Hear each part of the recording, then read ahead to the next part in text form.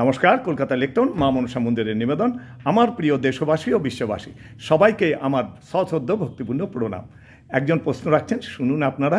এবং আমার উপর উনি বলছেন এটার উত্তর দিতে। বলি, হারি যদি পারি, ধন্য আমার জীবন, সুন্দর নন্দ গোপাল। বলুন ম্যাডাম, আপনার প্রশ্নটা কি? ভগবান এক, তিনি নিজের লীলাকে আস্বাদন করার জন্য বহু হলেন।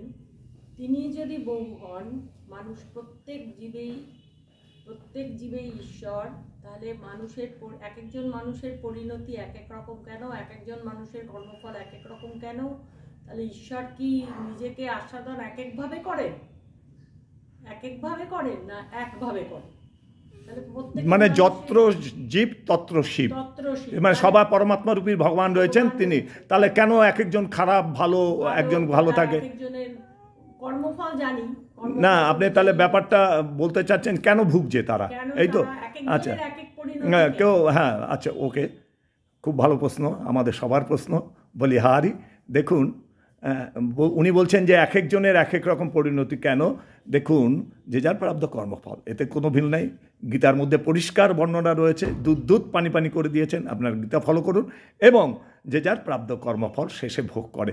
অনেকে বলবেন যে আমি দুরাচারী ব্যক্তি, আমি ভালো আছি, কিন্তু একজন খুব সজ্জন ব্যক্তি, সে কেন খারাপ আছে? প্রাপ্ত কর্মফল দেখা যাচ্ছে কোনো এমন সুকৃতি করা ছিল, সেটা ফল ভোগ করছে, এখন ভালো আছেন খারাপ করেও।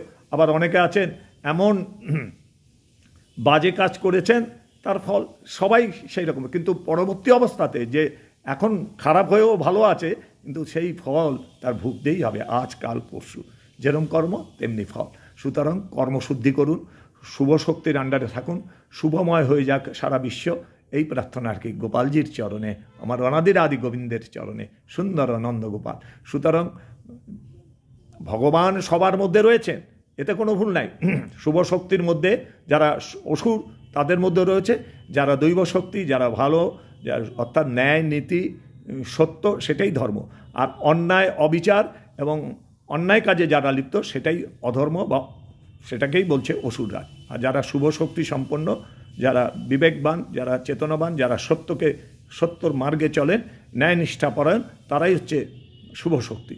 আর অশুভ শক্তি হচ্ছে যারা অসুর, তাদেরকে বলছেন অশুভ। পৃথিবীতে দুটো শক্তি কাজ করে এবং প্রাপ্ত কর্মফল আজ বা কাল বা পরশু বা এই জন্মে ওই জন্মে ভুগতেই হবে।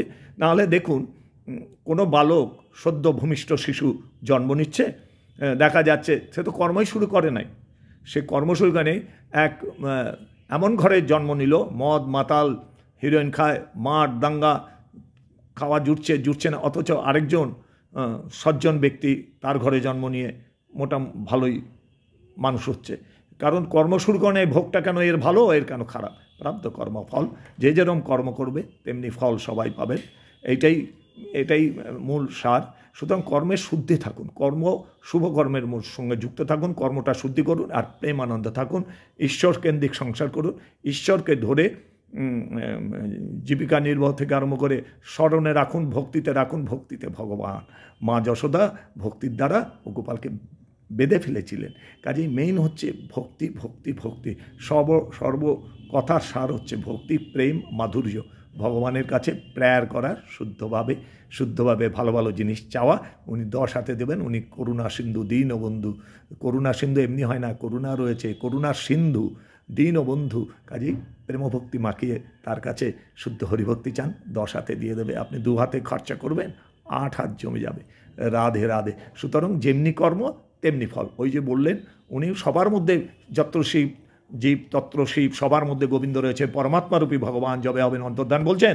তাহলে কেন একজন কষ্টে আছেন, একজন ভালো আছেন, একজন যার কর্মফল। সুতরাং কর্মশুদ্ধির মধ্যে থেকে এগিয়ে চলুন। আর ভক্তি সহকারে যেই দেবতাকে মানে, যে উপরওয়ালাকে মানে, যে নিরাকার মানে, তাকে চেপে ধরে ভক্তিতে এগিয়ে যান, কর্মশুদ্ধি রাখুন। নিতাই গৌর হরিবল। রাধে রাধে। আপনাদের আশীর্বাদ আমার পথের পাথেও। হরে কৃষ্ণ, হরিবল। রাধে রাধে। জয় জয় দেবী মা মনসা। হরিবল।